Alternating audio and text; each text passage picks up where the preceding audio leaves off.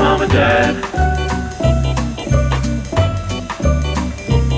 Your mom and dad. Your mom and dad. Your mom and dad. Oh, girls just wanna have fun. Girls just wanna have fun. Girls just wanna have fun. Welcome home, family. It's your mom and dad. Oh, girls just Wanna have fun. That's what. Are we gonna get flagged because we sound so good? Oh yeah, they're gonna be like, sorry, copyright. Well, hello, family. So dumb. If you're not watching on the YouTube, Evan and I are in our Barbie pink in honor of our Barbie charity. It's a party in the Barbie apartment. It's a party in the Barbie studio, baby.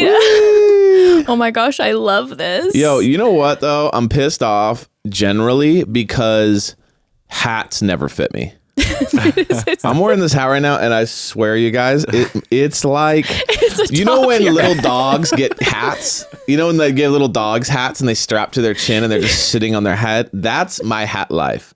My hat life is always just like, oh, let's get like this fun little hat from the party store, and then it sits on my head like it's like a prop. It doesn't actually. Big brain, I got a babe. big old nugget on me. I'm the same, man. I'm the same. You got a big head. Yeah, like that hat looking like a 2-gallon hat. Dude, it's straight up just. It's sitting atop. I don't think I've ever purchased a hat for you. No. Because I know you love your hat so often. I Yeah. attempt to purchase you. I'm like, oh, that's a cool hat. I think he'd like it. I don't think I've ever gotten you one that fits properly. Listen, you're amazing at a lot of things. You're one of the worst hat buyers of all time. Every hat you get me looks horrible. It's not my fault that you have a me. big head. But even just they all look so bad on me. I don't know what it is. I can see a hat online and be like, I think that'll work. And you know every hat you get me, you know what it is too? Like, aside from general attractiveness, like Jess is just generally beautiful and better looking than me. But everything she puts on that's like even costumey and a joke looks actually good. And that pisses me off because everything that's costumey and I put on looks ridiculous and really accomplishes the costumey stupid look. Where she puts on stuff and it's like, oh, you can actually kind of wear that. Thank you. Like we get some stupid glasses or something and they look cool on her. On me, insane. What is that? Is that just general attractiveness or is that like face dimensions? Or like, why do I look like a freak every time I put on hats and costumes and then you look dope? That's pissing me off. And then it's like, let's do costumes. Like, of course you want to do costumes again because you look awesome in them.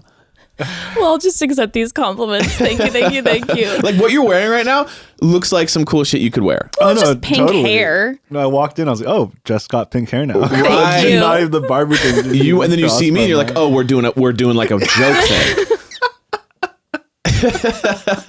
It's like, you know what I mean? Like every time I put on something, it's like, oh, cool. Are you going to like some sort of costume party? And they're like, no, this is my look. And I'm like, oh, cool risk, man. I will tell you though, with regards to the hats and my hat purchasing abilities, every time I am out and I see a hat and I'm like, I really like this hat, I almost never buy it because I know you're not going to like it. Yeah. I know you're not going to like it, but I just keep trying. And that's called love and perseverance, baby. Maybe it's wastefulness. I don't know. I'm just buying hats that I know you're not going to like, but I can't stop myself. I'm sure this is a common problem for people in relationships where like your partner buys you something thinking it's going to work and they're like, I hate it. That's gotta be like a real problem for most couples. This might be really superficial of me, but I remember there was this one guy that I was seeing when, we were... What the when we were broken up, and he bought me a piece of jewelry, and which is so nice, and I so appreciated it, but it was so not me. Like it was so anything that you could picture would be the opposite of me. It was that. Yes. It was like a K jewelry type heart diamondy thing that was like very much, it was a beautiful piece, but not for someone who was you buy grandma, not for someone who was 20 and at the time, with my like chunky bleached highlights and under black hair, and I was all like kind of punk rock looking, and he got me that. Yes. it was such a red flag to me. I'm like, this man does not know me. And that's maybe superficial because maybe it's just like, maybe he thinks it's pretty and he's not maybe tapping into style. But it was like, it was an ick for me. I was like, oh God, he doesn't understand me. He doesn't get me. And like when you buy me hats, I'm like, should we be married? Turns out he didn't know me though. Okay, it worked out. It was a correct red flag for me to have. But I feel like that's the one thing. That's the one thing. You know what? It is true because when you you buy someone a gift, it says two things. Yeah. It says something about you, the gift giver, and the person receiving the gift, like how you view them. Yeah. Or could it be what you want them to be? Oh, he wanted me to be a granny? He wanted you to be conservative. Oh, well. You know what I'm saying? Maybe he wanted not you what to be he was going to get. Because it is one of those things. And then when you give someone a gift, side note, gift cards are insane. And I've come to this conclusion. We've been all been given gift cards forever. But when you actually think about it, a gift card is money, is cash that you can only spend one place. It just depends what the gift card is. Listen, I love a gift card because sometimes, just like you're saying, when someone doesn't necessarily know your style, I'm like, guilty. I give them all the time. Give me a gift card. Now, I start to feel a little bit weird when it's Christmas time and we're both just giving each other gift cards and we're just like, it's like I give you a $50 gift card, you give me a $50 gift card. We're just ixnaying the money. We just might as well have not given each other gifts. Like a letter. I would love just, a nice handwritten note instead. Right. I'll take the gift card. I'm just saying, like, I don't want just the note. I mean, that's crazy. But like... Okay, hold on. We have to take a quick pause. Family, listen, we all just have the one body we are in, so it's important that you love on it and you take care of it emotionally and physically. And did you know about 80% of your immune system is located in your gut and digestive tract? So healthy digestion is essential for overall health and wellness, which is why I've been taking OptiGreens 50 from First Form. OptiGreens 50 is a precisely formulated green superfood powder meant for overall immune system support and digestive health. It's low temperature processed, 100% organic greens. 100% of the greens ingredients are all grown and manufactured in the US, and it has 50 hand-chosen ingredients effectively dosed, and the taste and texture are good. And I can be very picky with this, so that's saying a lot for me. I like the taste. Their taste and texture are like no other product on the market. It's not gritty, and it has this nice like sweet berry flavor from natural flavors. Yeah, and in fact, they're so confident in the flavor that if you don't like it, they offer an 110% money-back guarantee. Send it back if you don't think this is the best tasting and highest quality greens powder on the market, and they'll give you your money back plus 10%. Visit firstform.com/momdad. That's firstform.com/momdad. That's the number one STPHORM.com/momdad to get free shipping through this link on any orders over $75. Firstform.com/momdad. So I understand the gift card thing. I do. But what do you do though when your dad who's like impossible to give gifts to? That's You're the just thing. like, here's a gift card to fucking, a restaurant you like. And I love giving gifts to people. Like when I'm not like a natural, that's not my first love language, but I do enjoy picking something that I think someone would really like. But I also then understand that, I don't want to give them something that they're not like. I could enjoy it, but they're not going to enjoy it. Yeah. So if they would rather have a gift card, I'll give them a gift card. It's funny too, because some people like really like, there's this whole thing, the thought that counts, right? Right. I'm very much that. My mom is literally like, no, your thought means nothing to me. My mom, every Christmas, like, how kids do this thing where they send parents like wish lists? Yeah. My mom doesn't even send me a wish list. She sends me the link to the product online and just says, buy this for me. I don't care about your thought. I don't care about, just buy it for me and we'll get this thing done with. And it's a transaction. And it is like at some point you kind of go, oh, well, it's kind of nice not to have to kind of like stress over this. I remember one of the first Christmases with your family, I was like, oh, I'm going to get your mom this for Christmas. I think she's going to love it. And you go, babe, just get the link. Like she's sending the link. And I'm like, no, she's going to love this. She's going to love this. I regretted my choice. I now send the link. She ended up sending the link and we returned that thing, whatever that was. Anyway. Anywho, so we are in our, I don't know how we got on that. Yeah, Barbie apartment. But we're in our Barbie regalia for Charity's episode. Yes. Oh my God. First of all, that Barbie, that PR marketing team is out here. They are doing the Lord's work. It's everywhere. It is everywhere, and bless them for bringing it into The Bachelorette, because that was one of the most fun dates. It's a really good date. The whole episode, again, I know I feel like I'm harping on this, but episode 3, like I said last week, episode 2 and 3, they can kind of be snoozy sometimes. A banger episode. We're having drama right away. Right away, we're having drama. It feels fun, but it's also dramatic. There's also like romance brewing. Yes. It just feels...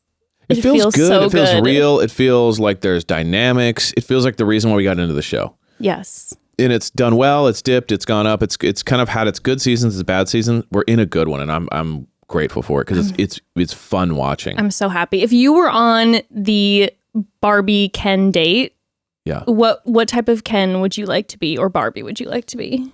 I'm talking you have your own storage unit with all of your own things. Yeah. So from scratch, you can choose what kind of like Ken you're going to present on the stage. What would you be? I think I would do a realtor from San Diego. So what I would do is I would just be constantly trying, because Barbie's obviously like the star. But of and course. I'm just Ken, right? Yeah, so you're no one just ever, Ken. no one's like there's been like 14 Kens ever sold. You know what I mean? Like Ken's one of those things where it's like you just does I even own a Ken? It's like maybe it comes in a pack, but no one ever goes buys Ken, right? So I do know. Yeah, Barbie's the star. I do know Barbie's a star. You know your place. But Good. what I do is I'm just constantly trying to sell her on real estate. Oh, Barbie. Okay. Barbie. And so my whole thing is like, babe, like you've been killing it. Another $100 billion this year. Like, congratulations. Now you don't want all that money just sitting around. You want it to be making money for you, your possible Barbie children one day. Like, you want to create a dynasty. Let me buy homes for you, really high quality homes. And then I just take like, we're already in Oceanside. We're already in Oceanside. Like, let me buy some oceanfront property for you. Great value. And then I'm taking her through the house and I'm like, here's a bath, a half bath. It's fantastic. And I sell her on the home and I just live in those homes and I'm just taking advantage of the situation. Bougie. Got it. I mean? Just living off of Barbie's money. Yes. So I would just be, Barbie's realtor.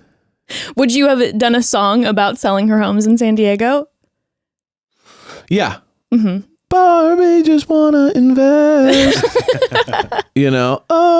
Interest rates are super high. We'll just buy right now and refi.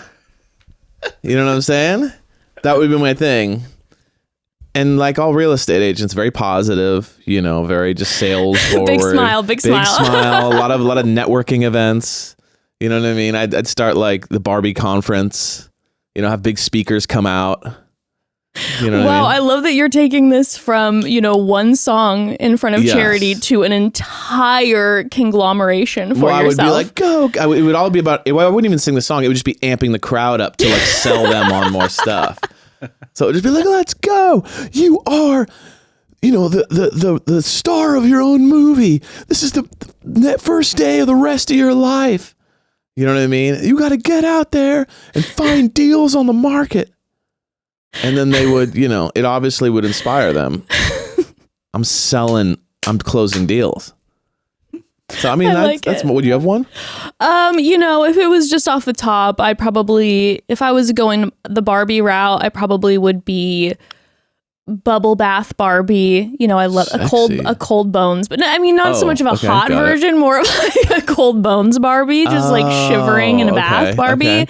Okay. We had a kind of a wetsuit Barbie. Kind of like a dirty room Barbie. I'm kind of a messy car Barbie. I come with my car that's just full of absolute trash. This just kind of inspired an idea. Yeah. Can you license the Barbie name, or can you like create an alternative Barbie where it's like real life Barbie? Yeah, like anxious. I would be anxiety Barbie. Oh my God, I'm anxiety Barbie.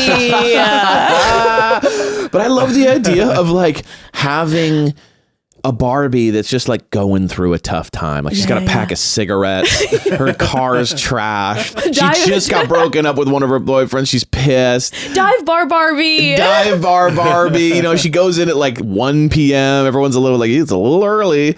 You know what I mean? To start drinking. Like, you know what I mean? Like real life Barbies. And there's like real life scenarios. And it just shows her like in line at the DMV.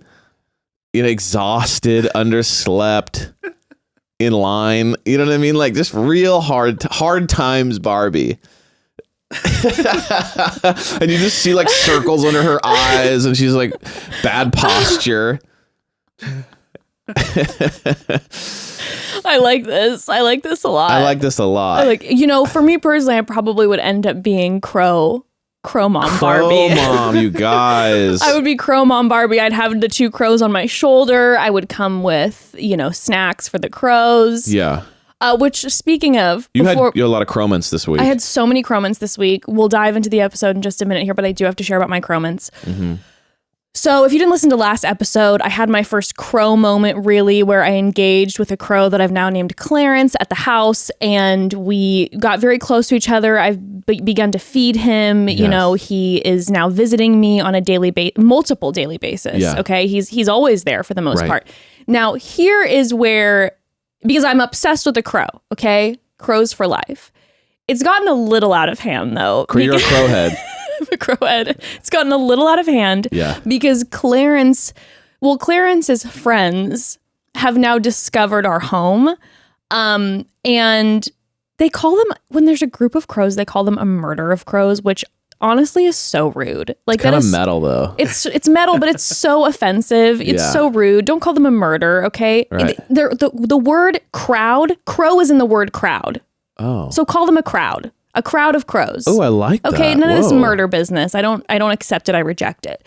So there's a crowd now that is constantly outside of our house. And I'm talking like 15 crows. Way too many fucking crows.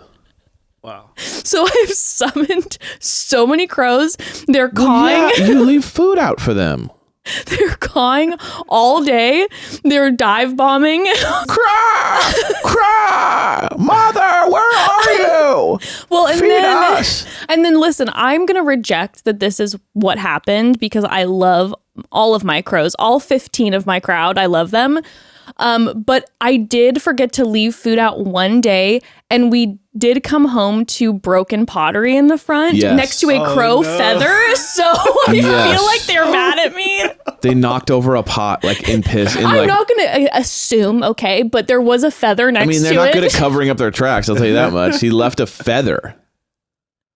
So now maybe he left it on purpose, like it almost like a message. Yeah. Like he was like, "Don't you forget ever again." He's like the mob. He's like, you owe a tax, a crow tax. They're protecting us now. Yeah. They're like, you're gonna do business in this town, you gotta pay. What if they're scaring away the ghosts? There hasn't been any ghosty activity. I'll say that much. That's true. You mean what if the crows are scaring away the ghosts? I mean, it's possible. I don't know if interstellar or interdimensional connection between crows are very spiritual to me. Yeah, are so I crows believe operating on multiple planes? I think probably. I feel like if anyone would, it'd be the crows. It would be the crows. So point is, I'm feeling a lot of pressure now to make sure that all of these 15 are taken care of. My crow crowd. But I am still in. I love all of my crows. I adore Clarence, and it's just gotten a little bit out of hand, and it is what it is. This is what I've created. I am truly the crow mom. It's what it is. Let's stop. No. Yeah, because now we don't have the Never. songbirds. Now there's crows intimidating us, and they've decided that, like, do you know what it is? It's like anything. You get used to anything. Yeah. And then if it's taken away, you're pissed.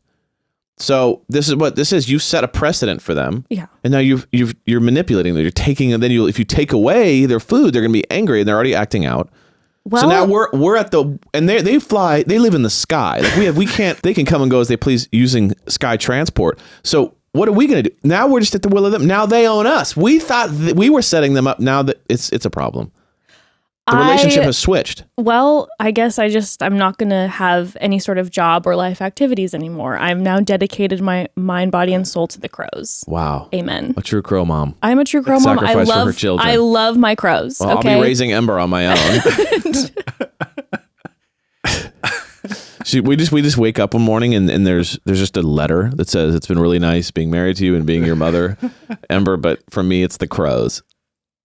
You just see me getting taken away. Yeah, and she's just hundreds. floating, and there's crows that are like grabbing you and taking you to the mother, like they've built you like some sort of crow castle, and you're just like living in the sky. It's kind of a dope movie, to be honest with you. It's my destiny. It kind of sounds like a great like cult movie. It's very Schitt's Creek when she took the role. Yes. As the crow. Yeah, she got absorbed. She got obsessed with the crow life. Yeah, I get it. So I get it now. Anyway. Want to get into this episode? Let's talk about this episode. This absolutely fantastic episode. Oh, wait. No. One more thing. Sorry, everybody, but this is very important. Before we dive into this 10 out of 10 incredible episode, we have another 10 out of 10 moment happening. It was announced that our dear friend, Katie Thurston, is going to be on the next season of Fuckboy Island. I know. F-Boy Island. I know. Can It's you so believe exciting. it? I am freaking out. Yes. I am so excited.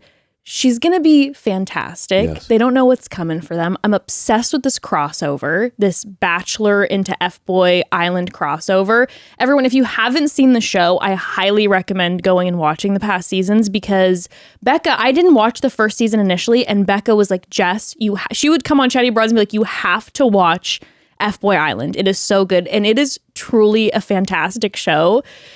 And Nikki Glazer is an incredible host. We love Nikki. Both stand-up comedians. I know. So it's gonna be flames. It's gonna be so good. And Katie's just phenomenal. And I cannot wait to see her on our screen again. Katie's built for this.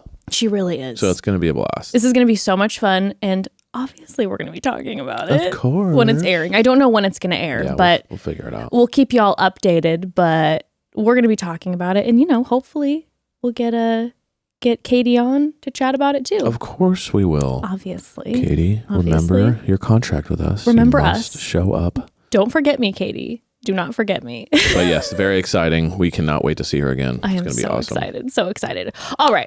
Ready? Let's get in. Let's get in. Okay. So first and foremost, we start off with the men in the home. And I did want to make note of this. Brayden is wearing a tight hoop in both ears. Okay. Not a long dangly earring. And I don't know if this is an idea that's getting thrown around amongst the people. So sorry if it's not original. But all I kept thinking about was, are these earrings for Brayden kind of a Samson in the Bible energy? Oh. Like, when Samson cuts his hair, he loses his strength. Yeah. So the longer earrings that Brayden has on, it's like when his ego is at its highest or when he's the most confident. So all of a sudden last week, she almost cuts him with the whole Adrian Brayden debacle. And now he's feeling a little nervous. If he's going to be in the house, he has the short hoops on again. And if you notice, the more the episode continued after he got the rose, the earrings are getting longer and longer. Interesting. So there is a correlation between earring length and ego, confidence, ego, how he's feeling in the house, because he started episode 1 limo entrance. I believe he had either a stud in or a tight hoop. Yeah. And then all of a sudden he got first impression rose. And the next day we see some lengthy earrings. It's like the correlation between your empathy and the amount of crows by us. Exactly. Right? If there's lots of crows, your empathy goes down because you become obsessed with crows, and that's all that matters. We get left in the dust. You were saying my empathy goes down because I love my crows. The less crows, the more empathy.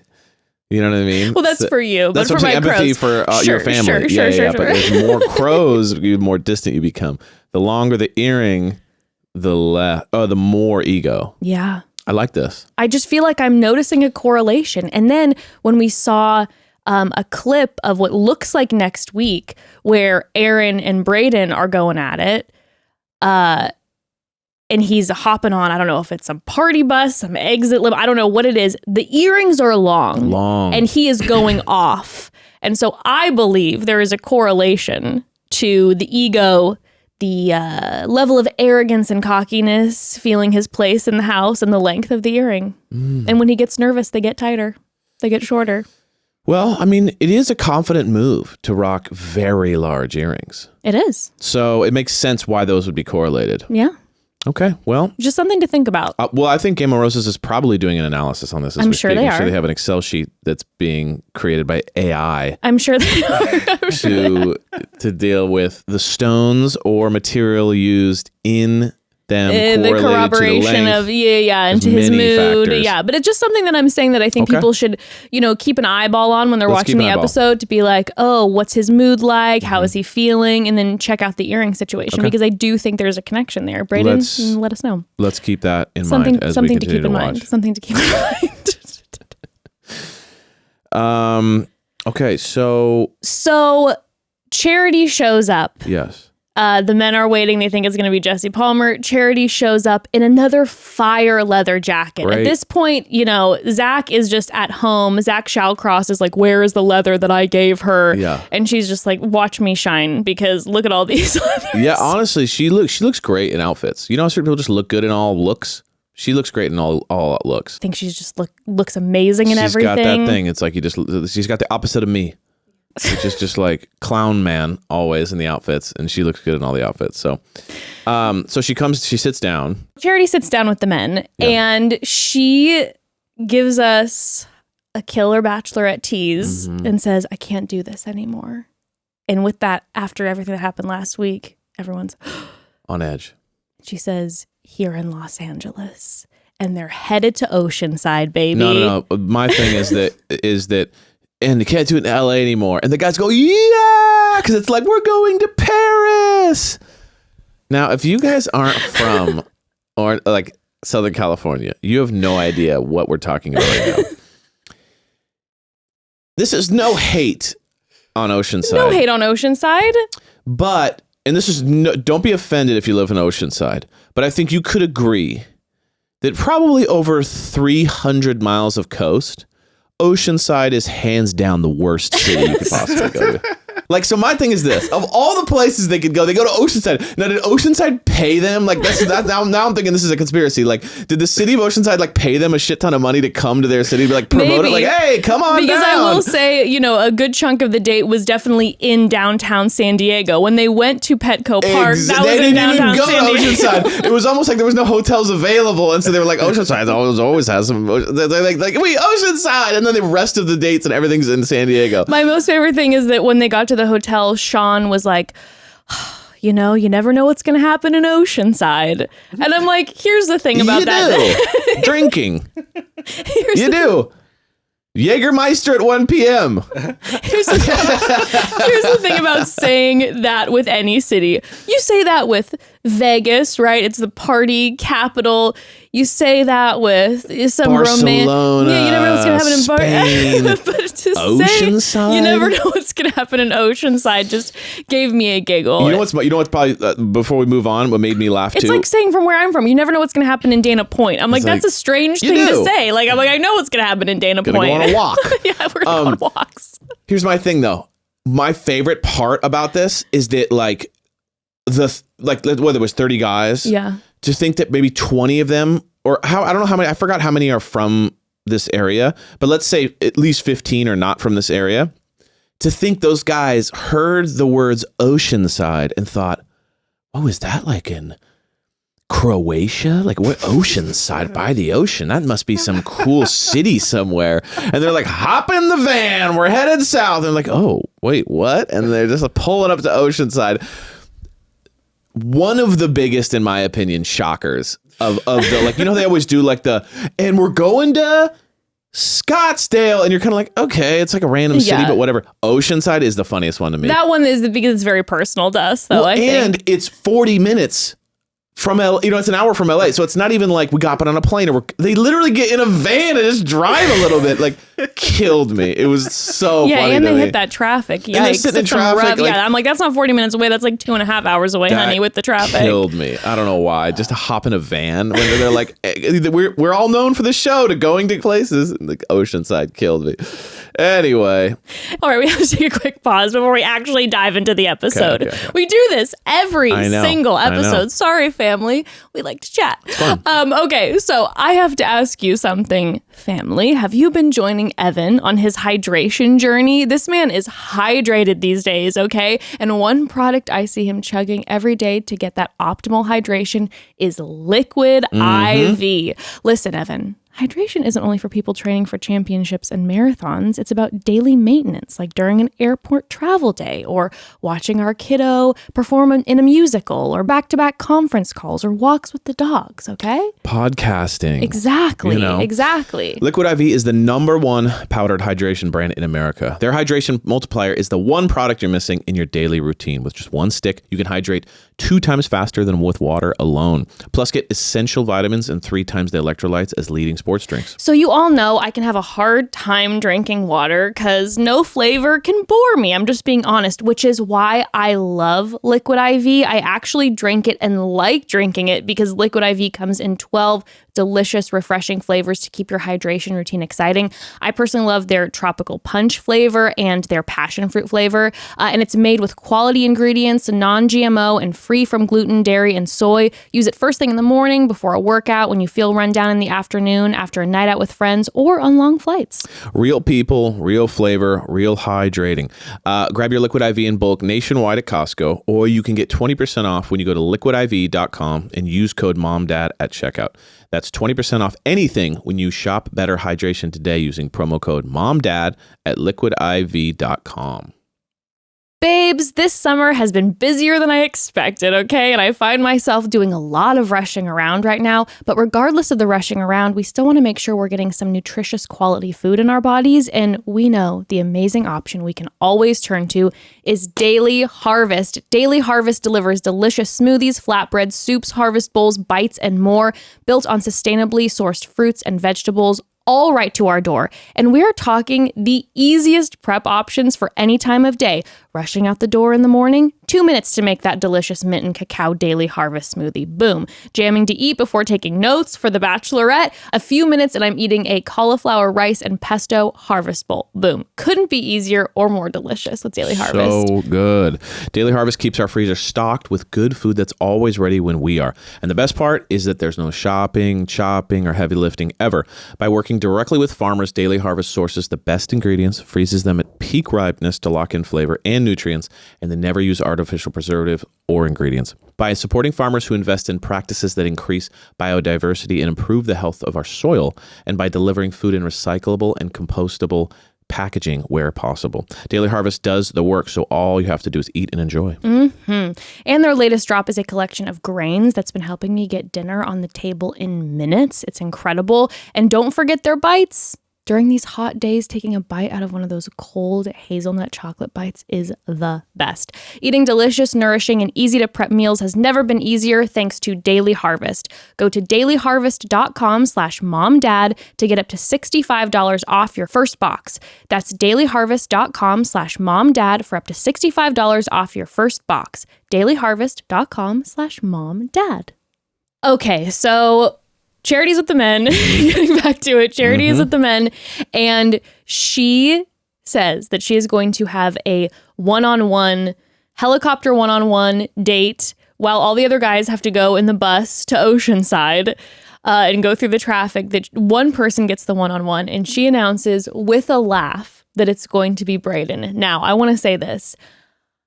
I obviously can't speak for Charity because I am not Charity, but I think one of the reasons that this season feels so good is that she seems like she's having fun. Yes. Like, she didn't go in and it wasn't like, okay, all the guys, there's all this drama with Brayden, so I'm going to be like, you guys, it's going to be Brayden. Like she's enjoying it. No. She's like, it's She's like, like, it's going she to break knew it Brayden. was We gonna- know that there's going to be a reaction. She knew it was going to ruffle feathers. And she's laughing, she's enjoying it, and it just makes the energy of the episodes just feel good. Even when there's the drama and the tension, it just feels exciting. Do you know what I mean? I feel like she's not taking everything way too seriously. Yes. She's being playful. She's enjoying the moments. She's enjoying the moments. Now, she ends up going up in this helicopter with Brayden. And there was a moment that was killing me because they take the helicopter and then they go over the mansion. Yeah. And so Brayden knows that these men can now see him. Yes. And he is giggling. He's gloating. Screaming. He's like, oh my God, it's evil. It's evil. This is horrible. This is horrible. I love it. And all I could think about was last week when Brayden was so upset that they had the long kiss date. And I'm like, can you imagine if Brayden was literally in the mansion when the helicopter flew over? If she was with another man, he would have just been like, the fact that she would fly that helicopter over the mansion herself. I bet she got her helicopter license to do this on purpose. Yes. And it is a tell of her character that she would fly over and rub it in our face. I don't date girls who go on helicopter rides with guys. I don't do that. Yeah, he's definitely got this kind of like, he just kind of has snapped into this weird world where he just thinks it's them two, and then the rest of the guys just have to be there because of the show. It's like, is there no self-awareness to remember what happened literally like a day and a half ago when you were like, I'm leaving. I can't believe somehow making this about Charity's character when you know what show you are on. And now you are in the position where the men are seeing you and you are loving every second of it. 100%. He, you know what it is? It's just like, and then they continue on their ride. He's having a blast up there. He's giggly. He's chatty. 100%. The boy talks, first of all. Which I have to say, if I was a lead, it would make it. It takes the pressure off. It takes the pressure off. It takes the pressure off. And that's the thing I'm going to say that's really positive about him for Charity is that she can just kind of relax and let him be giggly and fun and talk a lot. Yeah. And if you're talking all day and you're doing ITMs and you're having to carry a lot of weight, it is, I could sense that she relaxes around him. Yeah. Like she doesn't relax around the stuff that they get into, which is like I don't know if I'm ready, whatever. But there is this like, oh, okay, the conversation flows nicely. He's highly energetic. I don't have to carry all the energy. So I totally understand the draw. Yeah, I understand the draw too, because, obviously, again, y'all know how I feel about the Brayden situation, Right. I assume. But in this moment and throughout different moments, it's like if I was in Charity's situation, I get it. Yeah. When he was up there and he was providing all those reactions to everything that they were seeing. There's the ocean. Whoa, there's the mansion. Whoa, there's the beach. It's like Brayden's the type of guy that if I'm like, I got a new dog, the first person I'd want to call is Brayden because Right. he'd be kicking down doors out of pure excitement. He reminds me of Kristen Wiig in SNL. The one who's always, when she plays the character who's always excited. Yeah. It's like can't contain her excitement. Contain it. If I'm a lead, he's giving me in that moment exactly what I want, which is you're amazed by everything. So excited to be here with you. Yes. You know what I mean? I would be, it would make me have Yes. fun. It would Yes. make me feel excited. And I will say he's got a different energy than a lot of the guys. Yeah. His energy is very playful, is very not taking everything too seriously. And a lot of the guys are very serious. Yeah. They're like, by the way, I have a child and this is very serious to me. And every moment that I'm not with my child, like as beautiful as that is, that's a lot of pressure. valid. That's It's a lot of pressure on her to Yeah. be like, okay, I make sure that I give you the right time. And then a lot of the guys are very serious. It's all like, there's a lot of narrative going around being like, are you here for the right reasons? You better be. I'm serious. This is not a joke. And I think that's cool. But at the same time, Brayden gives her that like, we're playful, we're young, we're having fun energy. So I could see the real like, it could become addictive to be around that energy when you're stressed all the time. 1,000%. And then they show up, they end up going to Petco Park, the baseball field. He's like, no, we're not doing it. No, we're not. We're not actually going into the park, are we? We're going into the park. And then they get in the park. He's like, we don't have it all to ourselves, do we? Yeah, we do. Oh! The sound guys are like, Brayden, it's like it's baseball, you're gonna have dude. to turn it down a little bit. It's baseball. It's fine. It's just an empty business. It's like you went into like an office building, basically. It's a big office building. You went there and no one was there and it's cool. And after about 5 minutes, let's But I think down. Brayden would have been that excited to go into an empty office building. He's like, no one's here working. Everyone's working from home. He's just running through the hallway. He's like, I can do whatever I want. Free coffee. Look at him at this guy's desk. I'm working. Oh, send your report. Anyway, he's a very excitable guy. He's like, watch, I'm peeing in the bathroom. Whoa. I didn't flush. Are you gonna fire me? I don't even work here. But that energy would make me have a good time, especially when I'm under the strain and the stress of being the lead. Yes, it would help me relax. Yes. Now, he did have a moment where they're throwing the ball back and forth to each other. Yes. And he says there was this one time where I got hit in the nose, and then it was almost like a psychic moment happened where then he nailed her in the eye. Nails her in the eye. Oh my God. Then 2 seconds later, she's throwing the ball to him. He hits the ball and hits the camera guy. I didn't notice that. You didn't notice that? Yeah, he hits the camera guy. He's like, oh, sorry. So he just blasting everybody. Very excitable guy. His energy is very chaotic. So it's like he's burning guys in the house. He's hitting her in the face with stuff. Like, it's very chaos.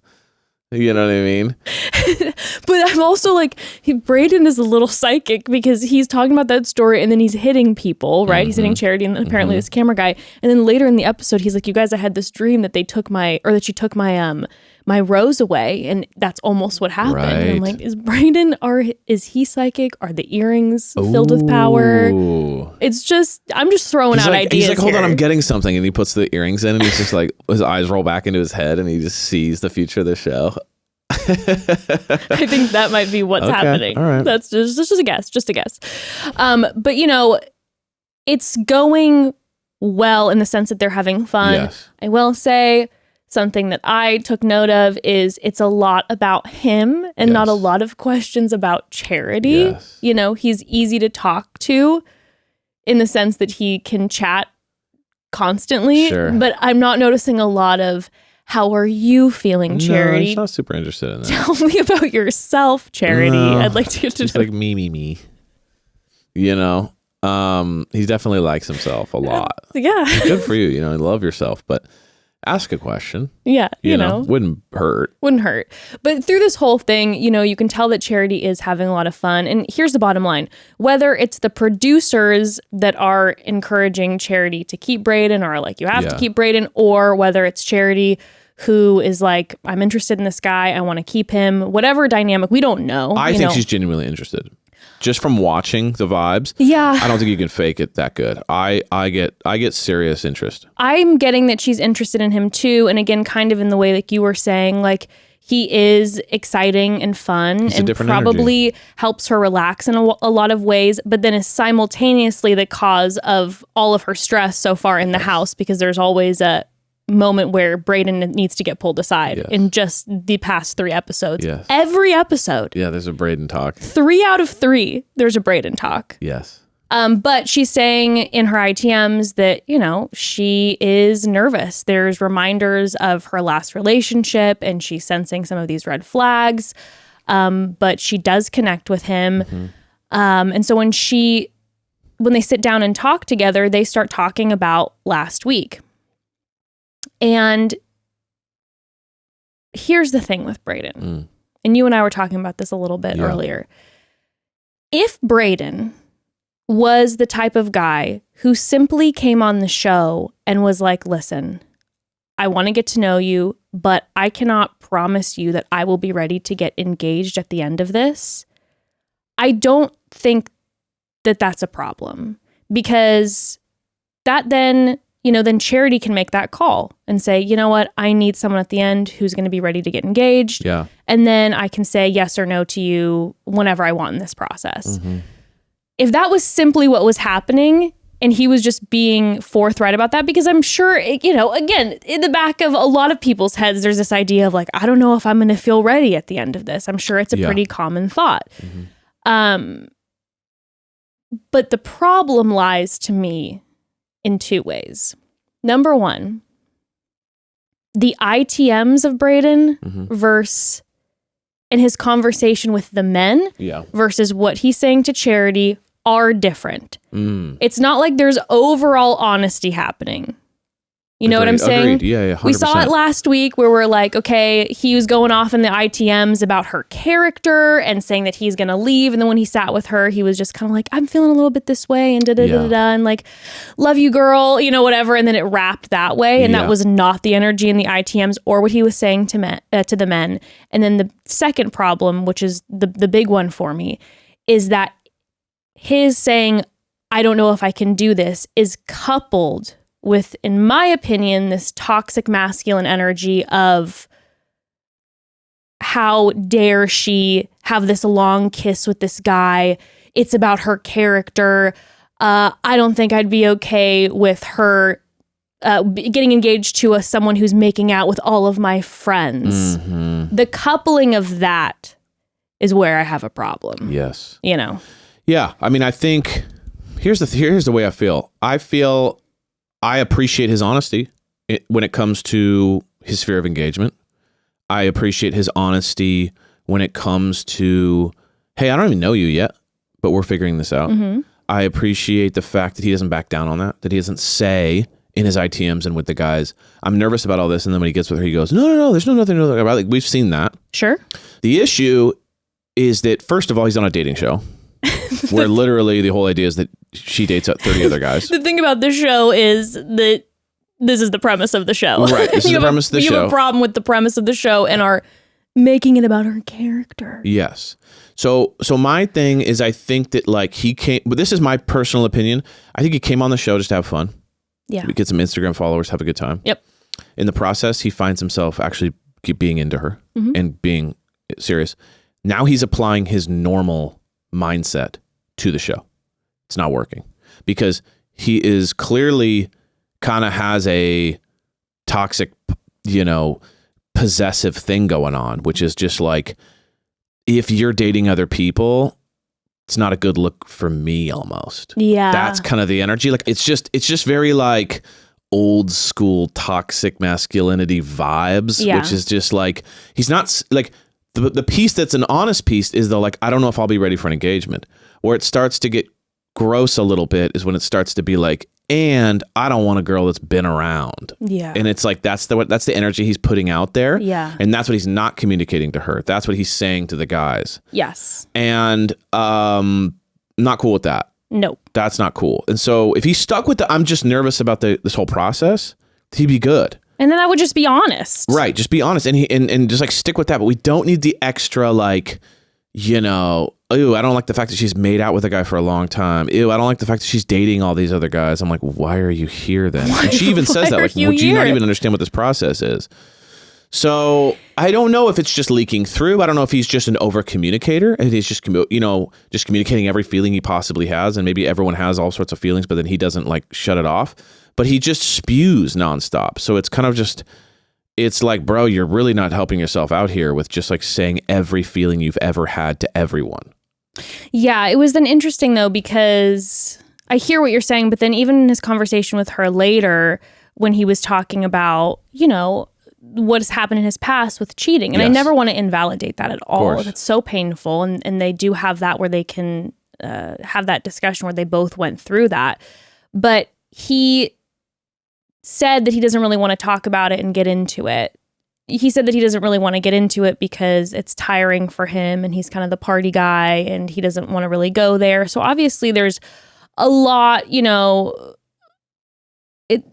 there's a lot of moments where you see like, again, the youth, and you don't ever make excuses just because of the youth. But at the same time, I think there's a lot of maybe growing and therapy and processing through certain things, because in that moment he's like, I don't want to go there and go deep. But then he's also communicating all these other things. So that's where it gets a little bit like, I don't know what's going on here. Do you understand what I'm saying? I think he's floating serious topics to get her to sympathize with him. Okay. So that he won't be, held to a standard a little bit. That's kind of the vibe I'm getting. And I think that she even admitted to the fact that her tendency is to be like motherly and take care of people who feel hurt or seem to be struggling. So she even said, like, I got to remind myself to stay strong, because even when he's admitting that, like, he's struggling with this process, her tendency is to, like, are you okay? What can I do to make sure you feel good? And forget that, like, you're the lead here and the people are fighting for your love. Right. And I think he's trying to flip that script. Yes. And that's where they're, like, fighting a little bit. And like you said, that's where they're like, where the tension is coming. She's going, wait, I thought I'm supposed to be fought for here. And I'm having to convince this guy to stick around, which you could tell it doesn't make her feel good. Yeah, 100%. And like you said last week, which I loved, is everything about Charity's energy inside and out and who she is. Of course, you're going to have all these men who are falling in love with her and have a spark. But this is about who does she, who sparks her. That was the phrase used, and I love that. Who sparks Charity and makes Charity feel fulfilled and all of these things and fought for and all of that. I think Brayden makes her feel nervous and excited. Yeah, but not safe and cared for. There's a little bit of that. I think that's the thing. 100%. And I actually heard Emma and Claire from Love to See It and Claudia from the Black Roses was on their podcast. Check out both of those podcasts. Amazing. But I saw a clip and they were talking about, in regards to the Brayden Charity conversation, that the thing about Brayden, the big red flag piece was him doing a lot of, let me prepare you almost for the fact that I'm going to make this, like, break your heart. Yes. It's almost like, listen, I told you that I was not going to be ready, or I told you that I'm kind of this type of guy, so that almost there's no blame there. Then when it happens, that he feels like he can walk away. And I totally agreed with that. I thought that was super insightful. But she ends up giving him the rose after they go through a long back and forth conversation. And again, if I was in Charity's position, like, I totally get why she gave him the rose, because he was giving her enough of these honest pieces, but not everything. She doesn't see that because she's not seeing the ITMs and what's going on inside the house. But then he gives her this baseball and writes a little message on her that he's like, keep this, remember this. You are worth trying for, I think it said. That's not what the message said, but then when he gave her the baseball, he was like, remember, you're worth trying for. And I'm like, she's worth fighting for, my guy, not trying for. I didn't even pick up on that. That's interesting. She's worth fighting for. You're worth trying for it's almost like, it's even more like, you're taking a jab a little bit. And so you're like, wait, now I'm in my head about the trying. Well, and you could see her face a little bit. She was like, thank you, it's so sweet. And it was like, trying for? Don't you mean it's also like a weird move to just write something on a baseball. I guess it could work though. Interesting. Well, he gets the rose. Now, back with the men, they're given the group date card, which means that the next one-on-one is going to Warwick. Yeah. Which I, of course, immediately am absolutely thrilled, because I think Warwick is just so cute, which Charity felt as well, which we heard later. But then all the guys kind of start making comments, making fun of him. It was just like, I didn't like what was happening then, because one side note was, oh my gosh, we're in episode 3 and already we're seeing the men getting, nervous and anxious and like, I need my time with her, and why isn't my one-on-one happening yet? And I'm like, oh, they like her. They like Charity. Big time. But the commentary about Warwick, it's like, at first with a couple of the guys, it was like, I'm surprised because he's really quiet, and like, maybe she's just trying to get to know him. And like John was like, I really like the guy, but he's so quiet. And Xavier was like, I'm just trying to figure out how she's moving right now. And I was like, I totally get all of that. But then Aaron S's commentary, and I know I'm jumping forward, was so rude. That was getting me so he asked someone, he's mad. Like, all right, well, let me just ask you a question. Like, he goes, let's play a game. Just describe him. And then someone's like, he's a nice guy. He's like, exactly. Like, he's basically not even there. I'm like, stop I being... can fish. Dude, Aaron S is a piece of work. This guy has been so obsessed with everyone else the whole time. He's never been once thought about himself and how he should interact with Charity. It's always just like, well, he's dumb. Well, he's dumb. Well, he's lame.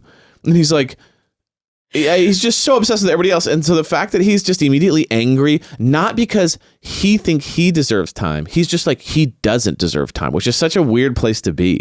And then, yeah, just the whole, like, let's play a game. And then... Let's play a game, and then I'll make fun of him because he's not, like, super dynamic. It's like, that is so rude. And then later when Aaron S., or I guess earlier when Aaron S., then Sean ends up getting, I know I'm skipping ahead, but then Sean ends up getting the little one-on-one moment, is he's just like, you want a pretty boy or something like that, but you really want a man? No.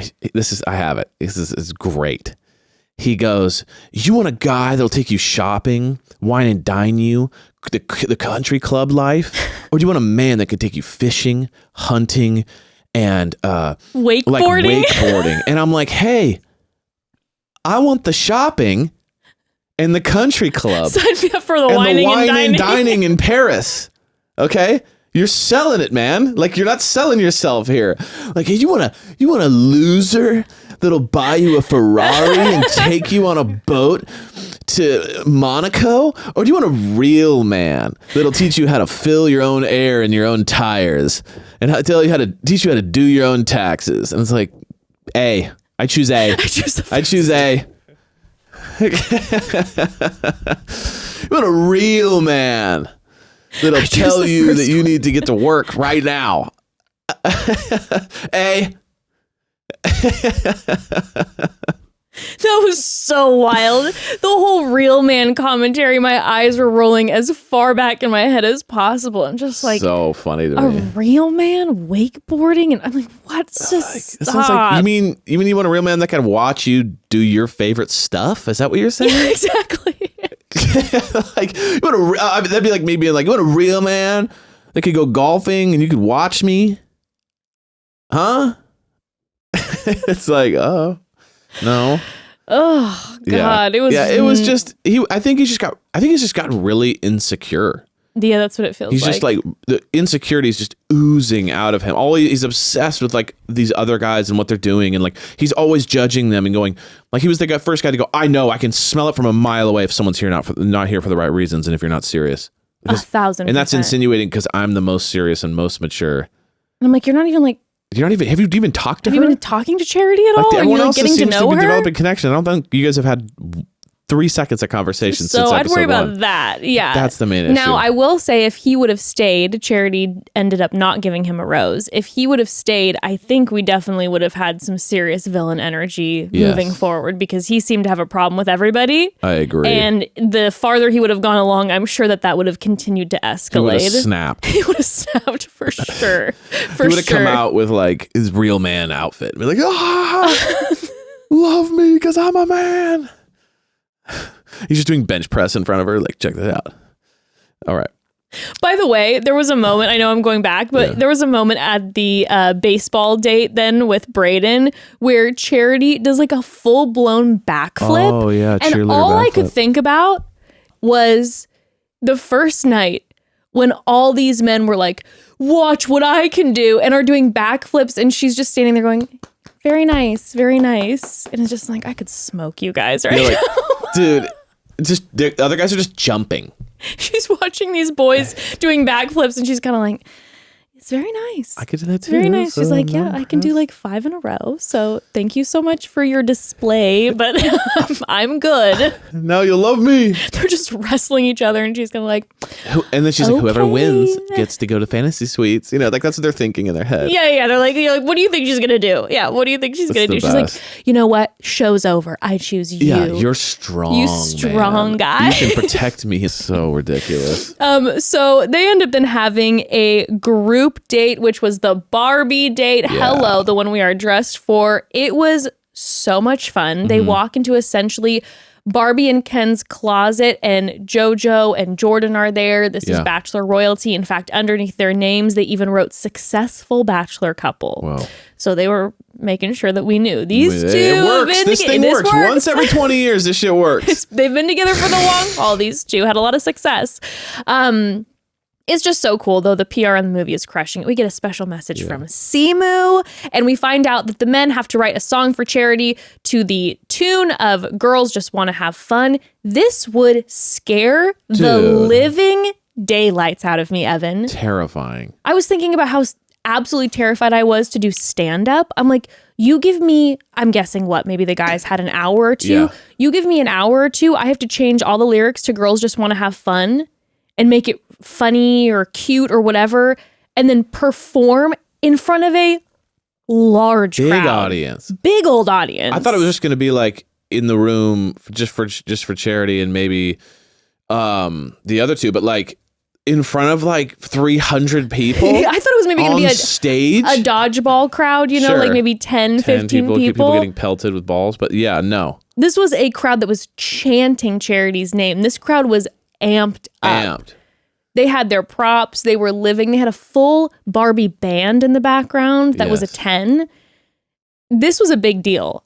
I would have been terrified. Yes. And I got to hand it to these guys. They really did a great job. Yes, they and did. granted, you know, we don't have a crew of singers. I'll just put it that way. No, I mean, it was horrific how bad they were. It was really bad. See, I thought Doughton approached it the best.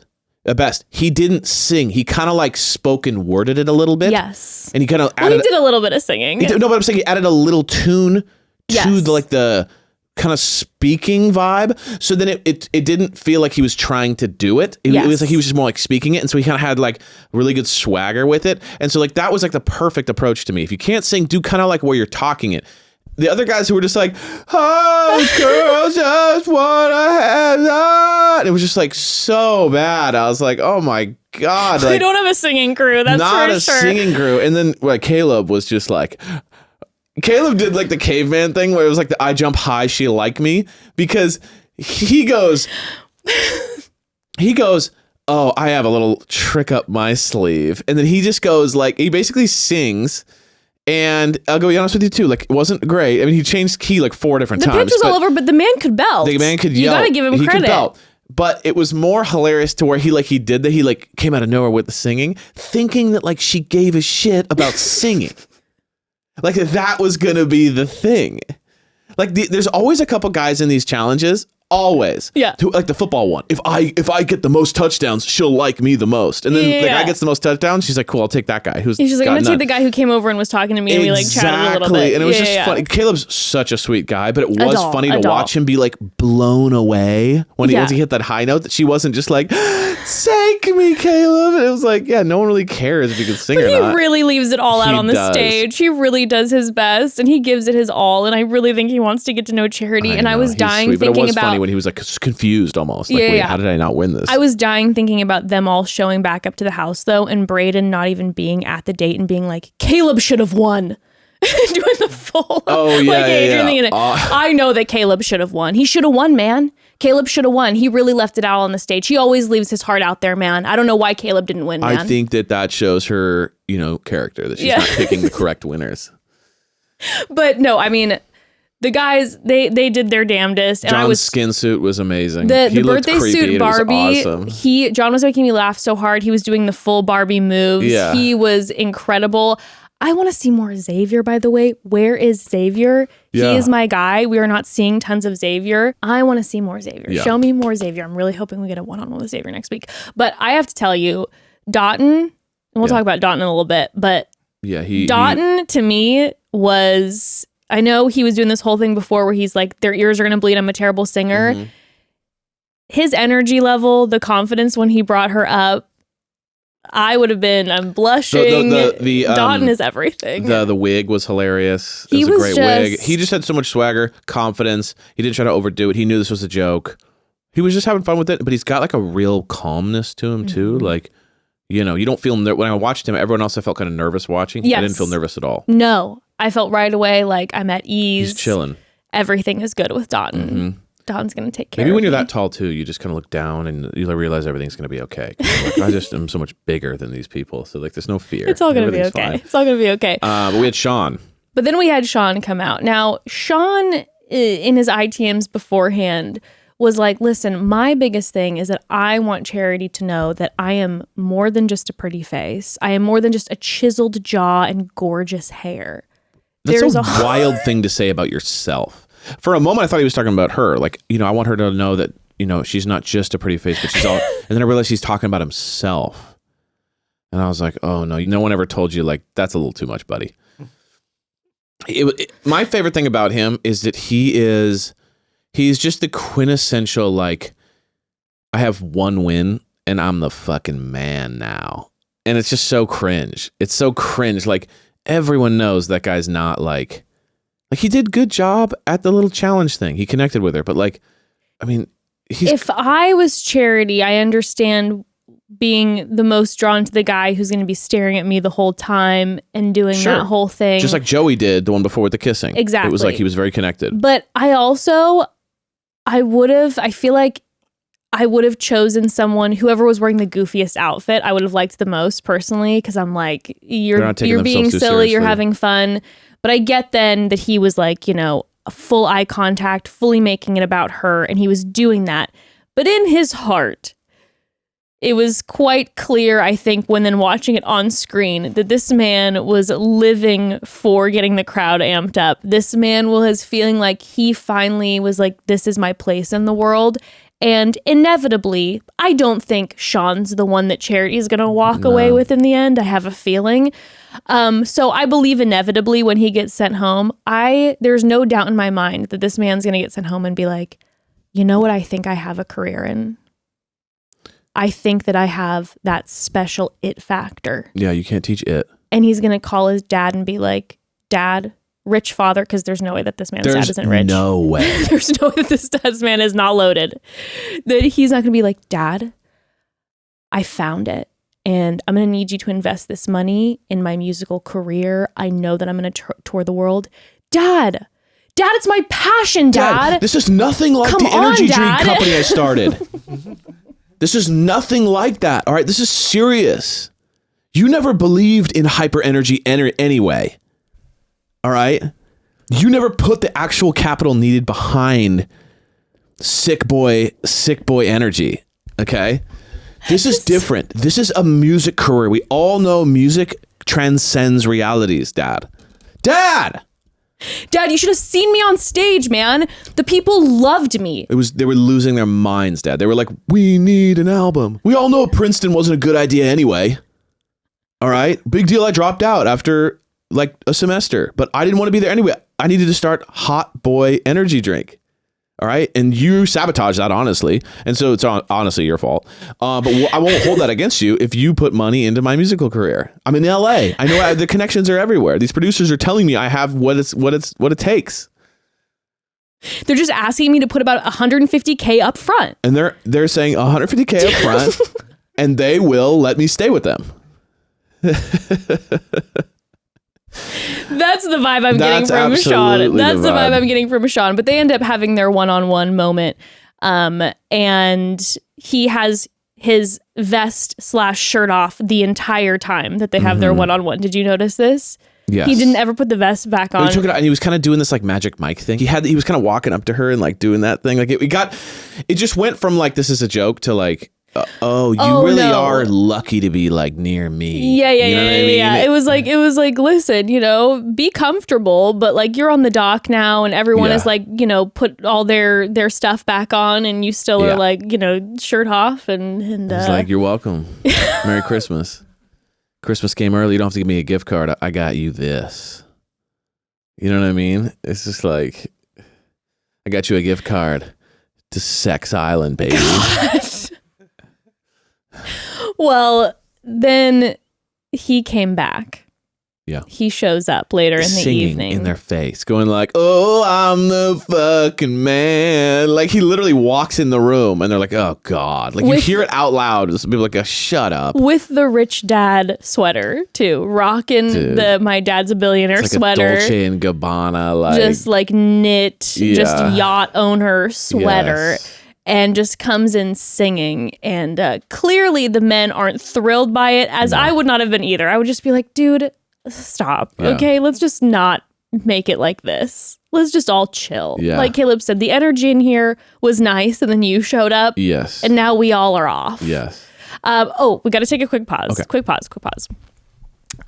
Personally, I like when I can streamline things and make things more simple in this busy world. And if I can avoid a long line at the post office, I will. And I do with Stamps.com. And I've been doing it for years. If you mail or ship often, let Stamps.com do the hard part for you. Simply print postage and shipping labels right from your home or office. It's ready to go in minutes. No long lines or complicated setup required. And by the way, if you have a lot of returns that you avoid returning because of the time it takes, hello, I am guilty of this. Let Stamps.com take care of that for you too. Don't waste that money. And speaking of money, postage rates just increased again. Luckily, Stamps.com has the best discounts in the industry. They have amazing partnerships with USPS and UPS for unbeatable rates, up to 84% off. Plus, Stamps.com automatically tells you your cheapest and fastest shipping options. With Stamps.com, all you need is a computer and printer. They even send a free scale, so you'll have everything you need to get started. If you need a package pickup, you can easily schedule it through your Stamps.com dashboard, which I love. It makes it so simple. And if you sell products online, Stamps.com seamlessly connects with every major marketplace and shopping cart. Avoid the hassle and get started with Stamps.com today. Sign up with the promo code MOMDAD for a special offer that includes a 4-week trial plus free postage and a free digital scale. No long-term commitments or contracts. Just go to Stamps.com and click the microphone at the top of the page and enter code MOMDAD. So, remember in high school when you learned a second language? Well, high school was a long time ago for me. Longer than I care to admit. And I have to be honest and say I am beyond rusty, okay? I really want to be fluent in a second language for myself and to help teach my kiddo. Well, luckily, I have Babbel to help me achieve that goal. With Babbel, the language learning app that's sold more than 10 million subscriptions, there's an addictively fun and easy way to learn a new language. Babbel's 15-minute lessons make it the perfect way to learn a new language on the go. And their expertly crafted lessons are built around real life. You learn how to have practical conversations about travel, relationship, business, and more. Other language learning apps use AI for their lesson plans. The Babbel lessons were created by over 100 language experts. Their teaching method has been scientifically proven to be effective. Plus, Babbel's speech recognition technology helps you to improve your pronunciation and accent. With Babbel, you can choose from 14 different languages, and there are so many ways to learn with Babbel. In addition to lessons, you can access podcasts, games, videos, stories, and even live classes. They have such a great variety. Plus, it comes with a 20-day money-back guarantee. Start your new language learning journey today with Babbel. Right now, get up to 55% off your subscription when you go to babbel.com/momdad. That's babbel.com/momdad for up to 55% off your subscription. Babbel, language for life. So yes, Sean comes back in with the attitude. The men are not pleased. And on top of it all, he comes in, the guys are not vibing with him, and then he grabs her immediately. The moment she sits down, as soon as the cheers is over, he's like, can I take you? And she's like, okay. I was in the middle of finishing my cheers. And he takes her away for another moment. This is rubbing the guys the wrong way. And listen, as they said later when they were confronting him, they were like, it's not about the fact that you're taking opportunities. It's the attitude that you're doing it with that is rubbing us all the wrong way, which I completely get. Yes. I would also be rubbed the wrong way. Yes. And I get it. You know, if I was on the show, it's like, yeah, I get that you're going to try to grab the lead when you can to have those moments. But the cocky energy, get out of here. I don't like it either. And it's funny, though, because I feel like Sean and Brayden really bring out a side of the guys. It shows the guys under pressure a little bit, if I'm being honest with you. It shows who shine and shows who struggle. 100%. So, like, I'm watching Dotton not say a word, super calm, super chill, completely focused on his own connection, not tripping. I'm watching Aaron trip. James. I'm watching James trip. You know what I mean? I'm watching these guys like really get in their heads. Yeah. And I don't blame them. I don't blame them at all. But I do think it shows it's interesting. Sure. It's an interesting like note. Obviously, Sean is so annoying in this case and is totally in the wrong for being this way. That has nothing to do with Sean. No. I'm more taking it like, sure, we could talk about Sean and Brayden in this case, but I'm more saying like, I was more interested in like watching the guys deal with like an unsavory character. Yes. And I think that really shows you kind of like, I felt Sean was like being super annoying and also kind of trying to play this role of this overconfident bravado thing and trying to be like it's so unnatural. Like, you know, certain people like just they try on being having a big ego, like almost for like a role. He was doing that. He was just like, what's up? Like out of nowhere. He was like quiet the whole time. And then all of a sudden he's just like, boys, the rock stars here. And you're like, okay, this doesn't fit. Versus someone like Brayden, he's naturally pretty egotistical and big energy. So it's like you could tell he's not putting on an act. He's just like, this is me, deal with it.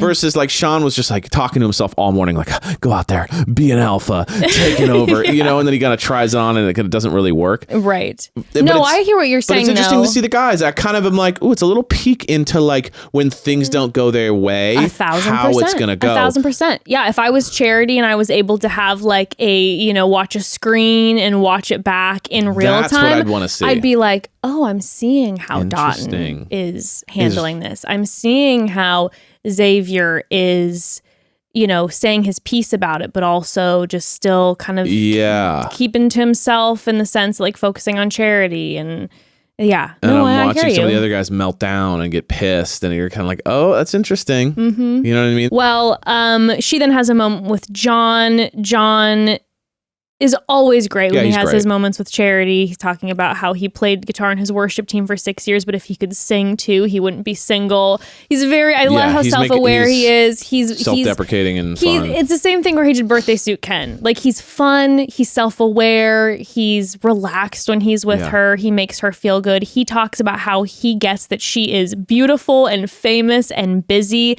and when she is ready, he has the time that he will be there for her. Yeah. Love that. None of this like, hey, I'm upset that we haven't had our time yet. He's just like, when you're ready, I'm here. It's the opposite of Brayden. Opposite of Brayden. Another opposite of Brayden, and my most favorite moment of the entire episode, Heart Eyes, is when Dotun and Charity had their moment together. And Charity specifically even said, I wanted to create a safe, beautiful space for Dotun. So she takes Dotun to her room, and he is just overjoyed, and they have this moment together, and their chemistry is through the roof. It's real deal. I felt like I looked at you. It was one of my chills moments. Oh, yeah. One of them. Recognize the chills. Recognize the chills. I felt like I was watching two people falling in love. Like, genuinely, like, oh, this could be it. Like, this could be it. It is so deep so quickly. Yeah. I feel like with Brayden, it's fun fuckboy vibes. Mm-hmm. Like they have fun together. There's like an excitement there. He's very dynamic. He makes her feel nervous, right? There's excitement there. With Dotun, it feels like husband vibes. Yeah. It feels like someone's going to be calmly taking care of you. Someone is next to you. Someone is supporting you, but also like he's cool. So he's not just got that kind of like, whatever you want, I'm here for you thing. Yeah. He's got like I'm a serious person, but I'm also chill. He's kind of got that like, that's the guy. You know what I mean? Unless something changes, he's got that's the guy energy. And he sees and she seems to be very drawn to his energy. 1,000%. The fact that she's creating these moments for him, she sees him to give him those moments. And he then in return sees her, making sure that she knows that he's learning from her. She's crying because of what he's saying. Right. And because he sees intense. Her. That's the thing. He's letting her know, like, I'm learning from you. And she's tearing up and saying, I've never heard that from someone. That's something I've always wanted to hear and needed to hear. And I've never heard that from someone. He sees her right away. Mm-hmm. They both are seeing each other, and it's so beautiful. And like he said, that she feels like a kindred spirit. And you can sense that big time. Yes. Like, this is definitely... He's got to be top 3. He has to be. Unless something changes, he has to be top 3. He has to be. And the kiss... Yeah. We're watching two people fall in love. Yes, like, there's no doubt about it. 100%. And I was... It's a lock. Beaming. And then, oh, so happy when Dotun got that group date rose. Yes. And Sean was like, not. Wait, what? I was like, his bravado was so insane that, like, you better get the rose, bro, because this is going to be humiliating if it's not. And it was pretty brutal. And he's sitting there like, what? Oh, I guess. Dotun walked away with that rose, and it was incredible. Perfect. And then the next day we have Warwick State, and this is all time to me. Like, I don't think we've Warwick. ever seen something this bad before in regards to like The awkwardness. Like, it was kind of like he stumbled onto the show and he's just like, what is this? Great guy. Seems so nice. Great looking guy. But like, what were those interviews like? Well, you know what made me laugh is that he then, again, self-aware, he posted on Instagram after the episode a bunch of photos of himself when he was a child sleeping everywhere. And he said something Sleepy like, King. if it's past 10 p.m., I'm out. And so you producers, you know exactly what you were doing. You know Warwick's a sleepy guy. Warwick needs his sleep. Warwick is bright and shiny in the early morning. He's an early riser. And they didn't give him a day date. No. Most of the time, these guys get a day date into a night date. Yeah. They only gave him a night date. You know, he probably said, what was one of your biggest fears? And he's like, well, I got to sleep really early, so I'm nervous about being on the show because of the late nights. And they were like, well, here we go. We're going to give him a late night date.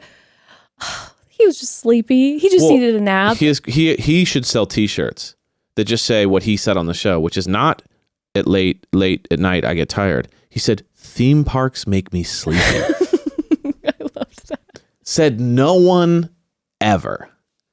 Theme parks make me sleepy. He should start a line. You know you're sleepy that much that you know specifically. You could say, oh, shopping makes me sleepy. Malls make me sleepy. That's you personally. But I'm saying like, but like theme parks? That'd be like skydiving makes me sleepy. Like, it's hilarious that he's just falling asleep the whole time.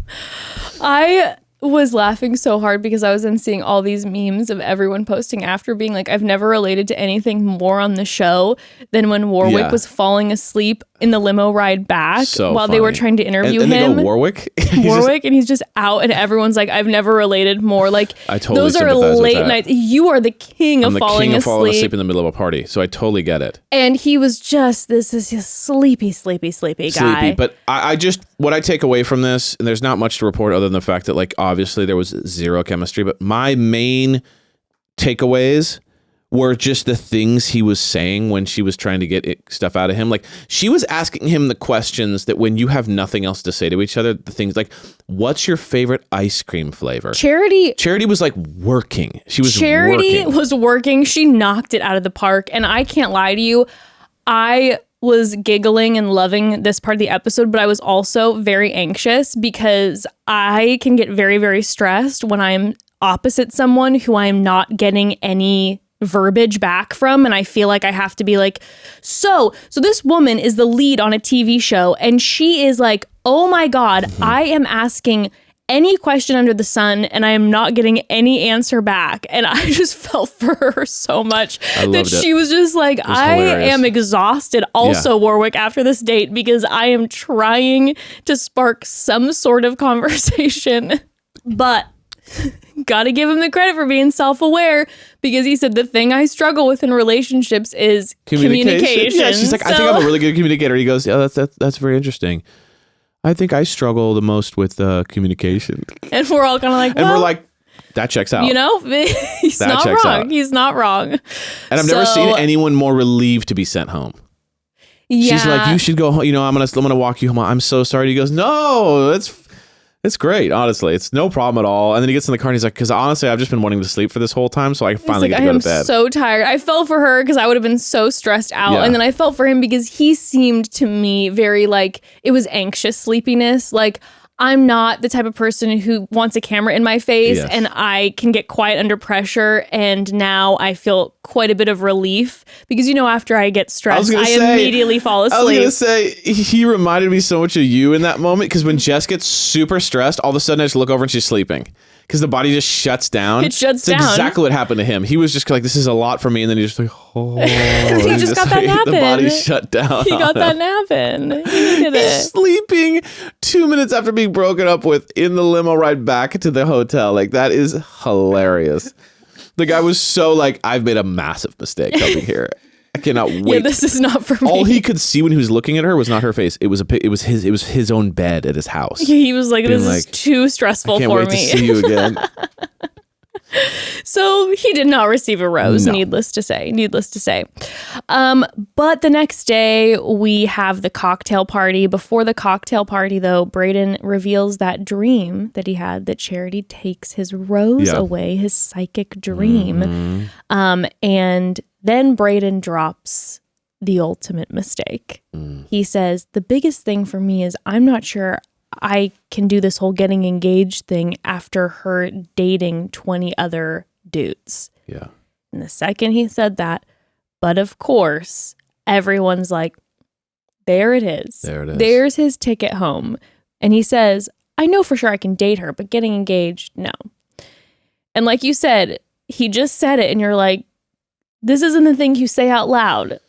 Yeah, it's so strange to me that he feels a real need to tell the other guys that he's in competition with his weakest points. Like, it's very strange to me. It's like, yes, why would you?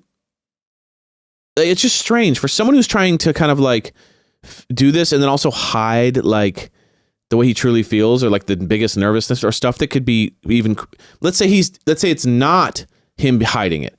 That could be construed wrong. Like, you're just giving these people like all the ammo in the world to take you out. It's such a weird vibe that he's not like connecting with. But then again, simultaneously last week, he's going up to all the guys talking about her character and saying, I'm going to go home. That's so what I'm it's saying. like Why he's would you given be all the saying ammo in the all that? world. It's so strange to me. It's just like he's literally handing them his ticket home.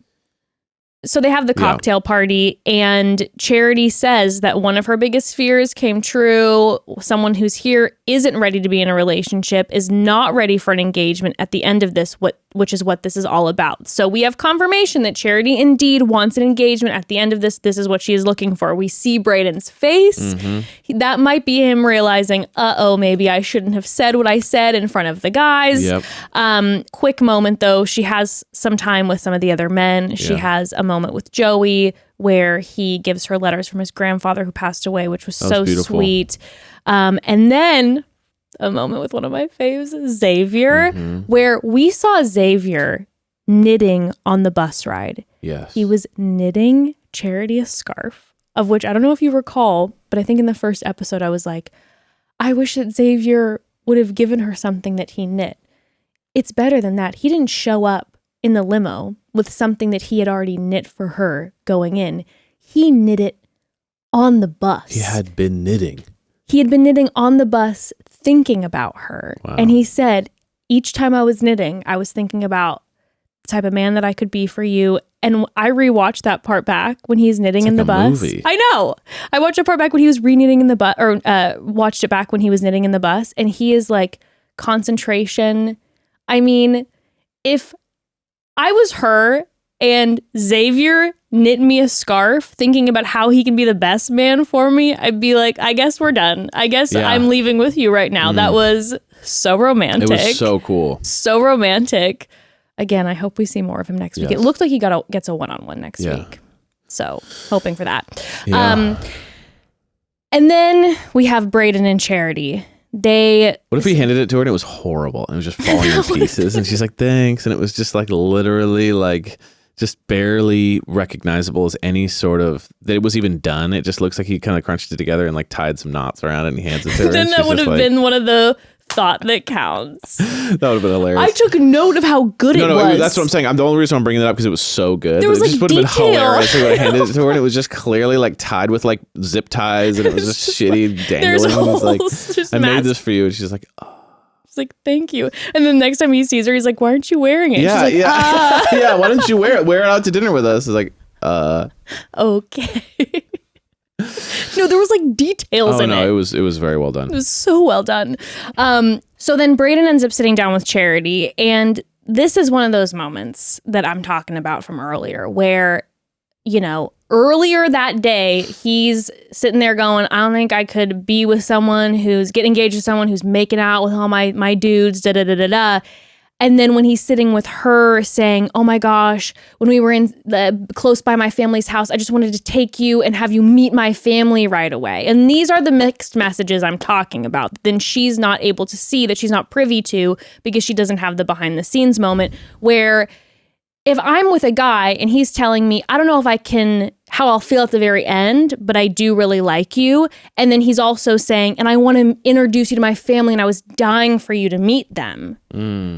I'm going, okay, maybe he doesn't know if he's going to be ready to for sure get engaged at the end of this, but he wants me to meet his family and he's all sorts of excitable about that. I'm not imagining that guy's going with the dudes and talking about my character and talking about, it's just two very different energies that she's being presented. Right, that's exactly right. And this is then where he, in his ITMs, he starts going off and he's like, I got the rose on my chest. I got the words off my chest. He's doing some sort of villain tango with the music post their moment together. Yeah. It was a great villain moment where he's sitting there doing his tango and the guys are watching. Yeah. And he is going off in the ITMs, just busting through the roof. That's when Aaron B decides that he needs to say something to Charity. Now, I told you this earlier. One of the things I love about this season is I have my go-to feelings about moves on this show. And one of my go-to feelings is always like, don't be the guy who goes or be the girl who goes and reports to the lead, because then we talked about it last week, then that's who you become in the house and the lead doesn't see you for you and you're worried about, the other person and not yourself and da-da-da-da-da. And normally I'm against it. It didn't bother me. Okay. It didn't bother me when Aaron B went and talked to her. I don't know. That's why I like this season, because I'm like, I'm feeling different things. There's like a lot of movement here. I was watching it going, I know how I would typically feel and what I've always said, but for some reason, and I tried to feel it in my bones, I tried to feel like, I shouldn't have done that. Yeah. And I get all the guys were upset with him afterwards, which I think is completely valid. I understand all the guys are like, we just want time with her. And so far in this season, a lot of the guys haven't gotten almost any time with her. So I totally get why all the other men are frustrated. But it didn't bother me. Yeah, no, I wasn't bothered at all by what he said and how he even said it, except for number one is that I wasn't a huge fan of the kind of guard your heart, heart guardian vibe a little bit I was getting, which was like, you feel like you're doing well with her. You see Brayden doing well with her. Mm-hmm. You're super serious. He's more playful and isn't taking this thing as seriously as he should. It's frustrating you. And I just think he should do the Dotton thing. And it's like Dotton is just fully focused on himself. I'm sure he feels the same way. I'm sure Dotton feels the exact same way that all these other guys do about Brayden, about Sean, about all that stuff, where it's like these guys are not being super mature. These guys are not pulling the right moves. They're being a little two-faced. All that stuff's going on. But he's just not letting it get to him, and he's focusing on himself. And because of that, look where he's at. I want to say he's in the number one front runner, or him and Brayden are tied, one of the two. But Dotton, yeah. The Dotton is like that.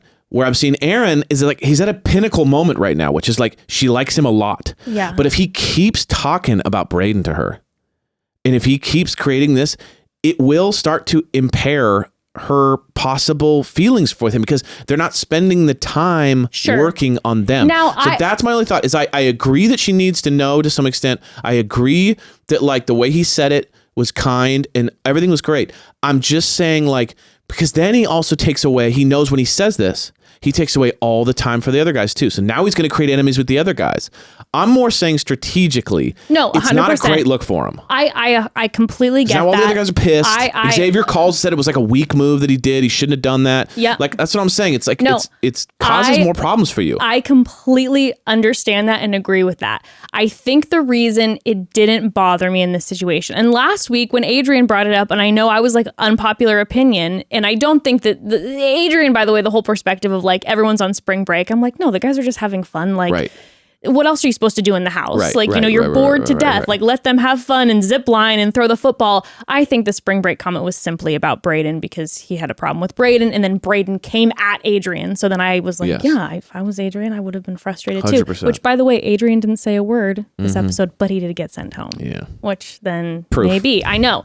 But I think the reason it didn't bother me when Aaron B brought it up was because it was the energy in which it was brought up, and which is kind of how I felt with Adrian too. It wasn't just like, hey, Brayden's a bad guy. It was like, this is kind of what I'm seeing. And I have to be honest with you, this is why I like this season. I'm rethinking shit. Because if I'm the lead and Brayden's not a guy that producers are making me keep, like I am interested in him, let's say,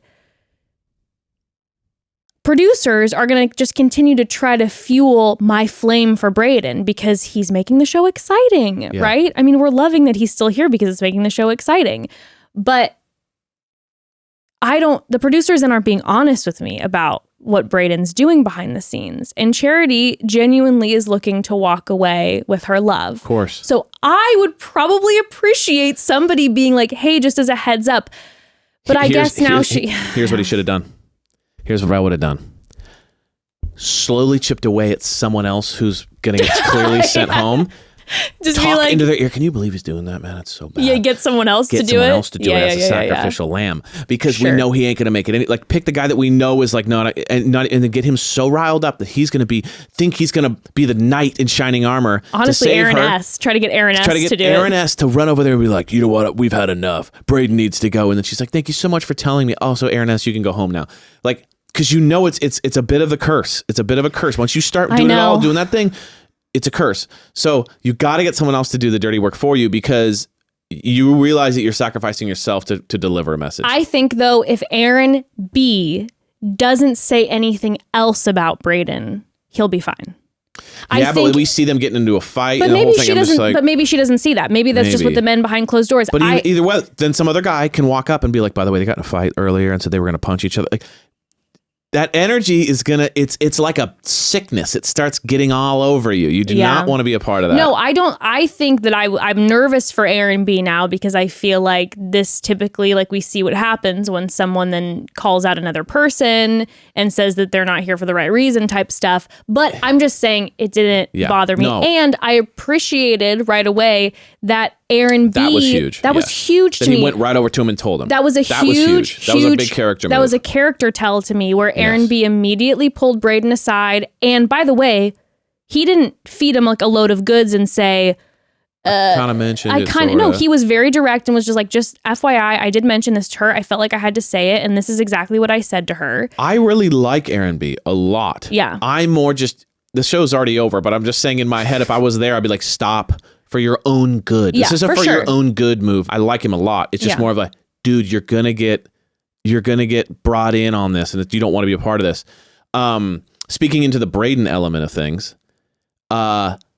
which I thought was really interesting. I forgot who mentioned this, but someone said it when they were all talking in a group, which said Brayden will be able to get out of this and talk his way out of anything. Yeah.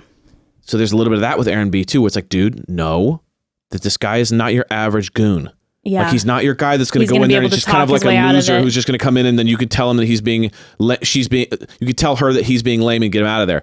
He's in the front running, and he's very good at talking himself out of these problems. Yeah. And I forgot who said it, but someone said it, and I was like, that's a good point. He's like, dude, you just did that. You just wasted our time. Now we can't meet with her, and he's going to talk his way out of this. Yeah. And he did. Yeah. So I'm just saying, I understood. And I'd have to say this too. It was another Brayden moment where it's like you see Aaron B and Brayden having the conversation, into Aaron B's face, Brayden is like, I hear you. I understand what's going on. Sure. Okay, well, there's this point and this point. And then we see him in the ITMs going off on pissed. Aaron B. And he's just like, fuck you. And I'm like, okay. So that's then again a moment where you go, we're not seeing, Charity's seeing one side and ITMs are seeing another side. You nailed it. It's like he's sugarcoating his feelings. So it's like, with the guys, he's going, I'm freaked out about getting this. I don't think I'm ready for this. I don't like the fact that she did this, and this. And then in front of her, he's going, I'm just slightly nervous about this. Yeah. The only reason why I feel this way is because I like you so much. Like he's putting bubble wrap and Christmas wrapping all over how he really feels. So it's like he's letting the feelings leak through, but he's not giving her all the truth. So then he's creating this like duplistic situation. I think it'll bite him. I mean, I do think that he'll go far, but I don't think that I think if she has another problem with him, he's done.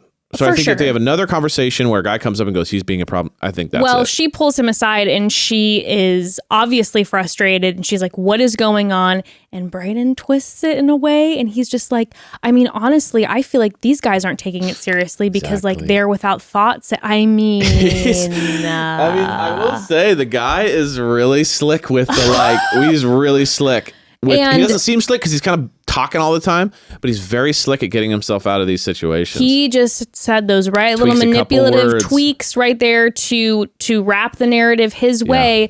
But I will say this, I saw a lot of people then being like, oh my God, Charity, the red flags. Like, I got to be real with you guys. If I was in Charity's position, again, you have to remember, you're only seeing what the person is delivering to you. And she's also having the conversation in ITMs. Like, she's aware of the red flags. Now, again, don't know if producers are like, you got to keep him or if it's her choice. Yeah. But if it is her choice, I do have to say, I think it is smart to keep someone, even if you're feeling the red flags during this show, by the way, just on a show like this, if you're seeing potential red flags and some of the guys have a problem with this person, to not just get rid of them because the guys are saying it if you do like him, because then that person's stuck in your mind.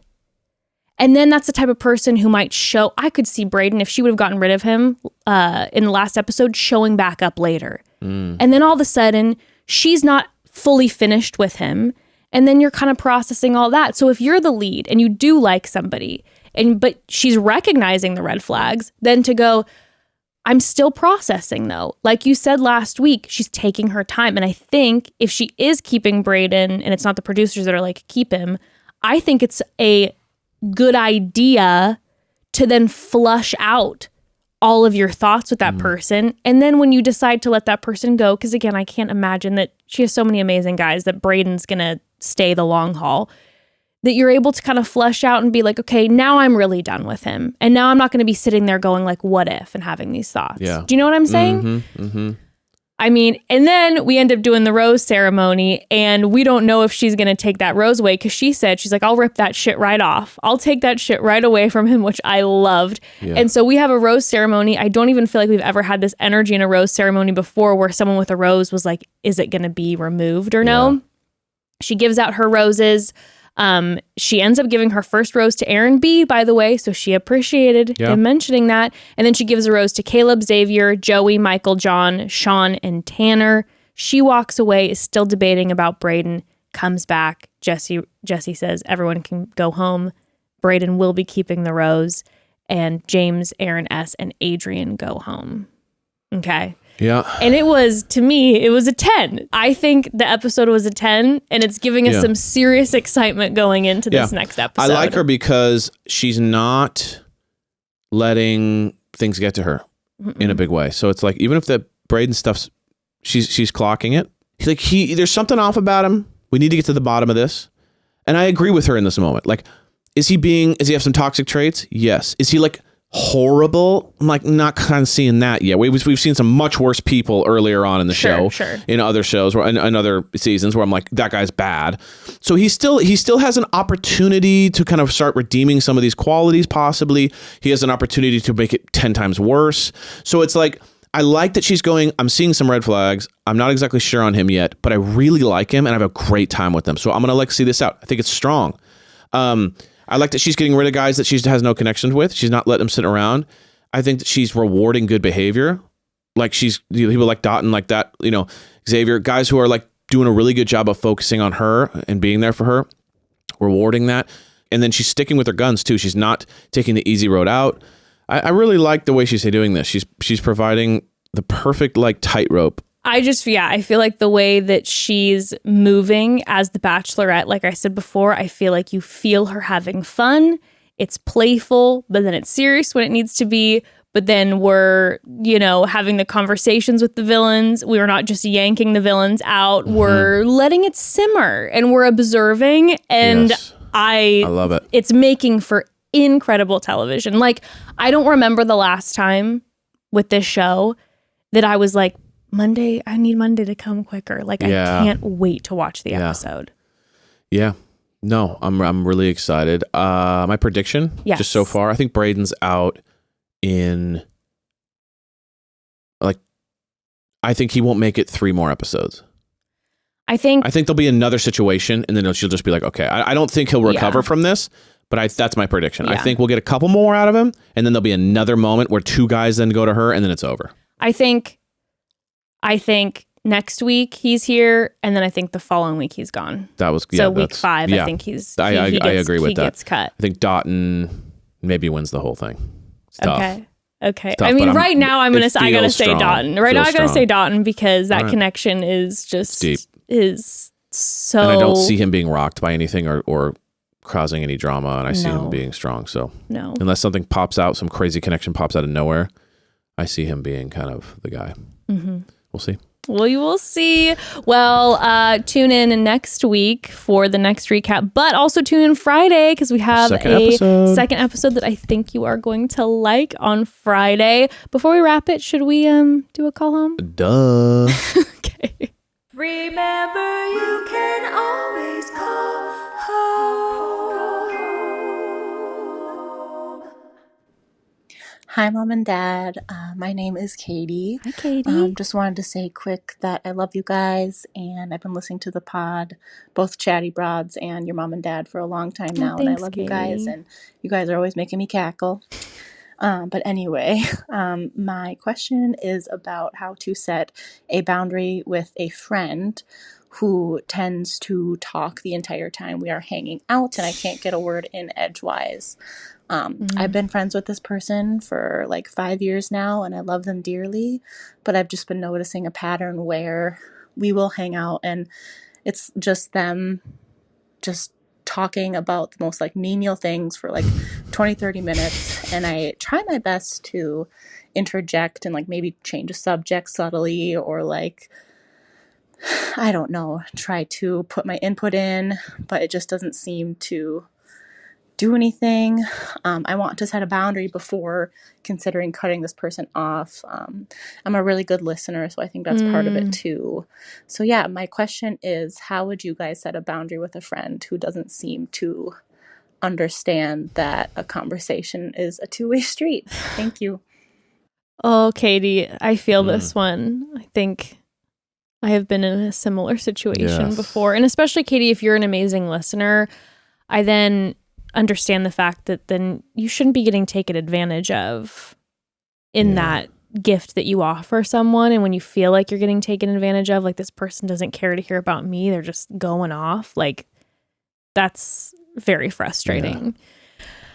Okay, I don't know if I have a great answer for this one, but I know it's so awkward. But first and foremost, I think in friendships, communication, though it can be painful and uncomfortable, is always a good thing. And I know it is such a brutal conversation, but I think being open with your friend and just saying like, hey, I love you so much and I do really love spending time with you, but I have to be honest, I feel like sometimes you don't necessarily care to hear about me, and I love you and I want to hear your thoughts about what's going on in my life, and I want to hear your opinions on some of the things I'm going through. And I love talking to you and hearing about you, but I also have been kind of getting my feelings hurt lately because I just feel like you're not really interested in hearing about me. And so I think that that's just communicating that blatantly. And I think the person's reaction will kind of show you where this person's at. Expect for them to get a little defensive. Obviously, of course, it might hurt their feelings because they might also then all of a sudden feel sad. Like, oh my gosh, I didn't want to make Katie feel this way. And so now I'm in my head, and they might get a little defensive. But, after letting it sit for a minute, if they continue the defense and kind of are like, well, maybe you, and put it back on you, well, then maybe kind of where this friendship is at and how to move forward with it. But if they are like, I'm so sorry, or just show you active change, I think that you'll see pretty quickly where the friendship stands and who this person is. Maybe a tip from a more practical sense, if you don't feel comfortable being vocal with this person about like where you're at right now, I would maybe, when you hang out with them, have a hard out. Be like, I have an hour and a half and I have to be gone after an hour and a half. So like plan your hangs with them around bookended things. Like I can show up at this time and I have to leave at this time, so you don't feel like I'm getting so burnt out. Because in the relationship, the specific relationship I'm thinking of that I had many years ago, it was with an individual where I never put a boundary on time, and this person would kind of just show up and never leave, and it would be, bleeding into hours when I needed to be working or be hanging out with my kiddo or whatever, and it would just be talking at me, and there was no end. And that then started to get me more and more frustrated that this person never asked about me or never kind of let me spoke. Yeah. Or never kind of let me speak, because the time was just too long, and I was so exhausted as an introvert at the end of it, being like, oh my God. So it made me even more frustrated. Yeah. So I feel like that's a practical I love it. boundary. I love it. I think that's super practical. I'll make mine quick. I think you need to ask yourself what you like about this person. Mm-hmm. Like, why are you friends with them? Mm-hmm. If they talk the whole time and it kind of sucks the life out of you, like, did this change over time? Were you guys friends before? And then all of a sudden they started getting like this, and now you're kind of in this friendship where you're not getting anything anymore. So ask yourself, like, if you ask yourself that question, you go, to be honest with you, I don't really know, and I don't really like, then it's like, just be honest about the fact that maybe the friendship is shifted. You don't delete them, but you just kind of go like, hey, oh, sorry, I can't hang. You just kind of let it fade a little bit to something more casual. Yeah. If it's a friend that you really care about, but they just have gotten worse almost like as a behavior over time, then just have that conversation. I think Jess is talking about having, just be real. Be like, hey, I really care about you, but like there is this thing where I feel like you get on a roll and you don't really have much space for me. Mm-hmm. And then also look into the idea that maybe they're using you unintentionally as their dumping ground. Yeah. That like you're this person that just listens to them. Maybe they don't have any people in their life that do. And they feel like they can't get a word in edgewise with a lot of people in their life. So then they're saving it all up for you, not realizing that you're taking the pain there. Yeah. So like, don't take it all personal. Don't just know that they're probably just chatting and they're not even thinking. And so you just need to decide whether it's worth it. Yeah. Whether it's worth the investment to do this, or if it's just better to kind of let it fade and then look for someone to kind of give you space. Yeah. You know what I mean? But it sounds exhausting. It does. I'll be honest with you. It sounds exhausting. And just probably, I think life's too short to be just swallowing it constantly and be feeling shitty. So just take inventory on the relationship if it's worth salvaging. And if it's not, then let it fade. And if it is, then, spend some time talking to them about it and said, hey. And if they won't stop talking, be like, I'm talking. I'm talking. I did not finish. Try that. See how they respond. I like it. We love you guys. Sending you love, Katie. Good Sending luck on love that. to the family. We love you all. And we'll see you in a talk to couple you days. all on Friday, Yes, right? we'll see you Friday. Next week. All right. Kisses and loves and hugs. Love you all. Bye. Bye.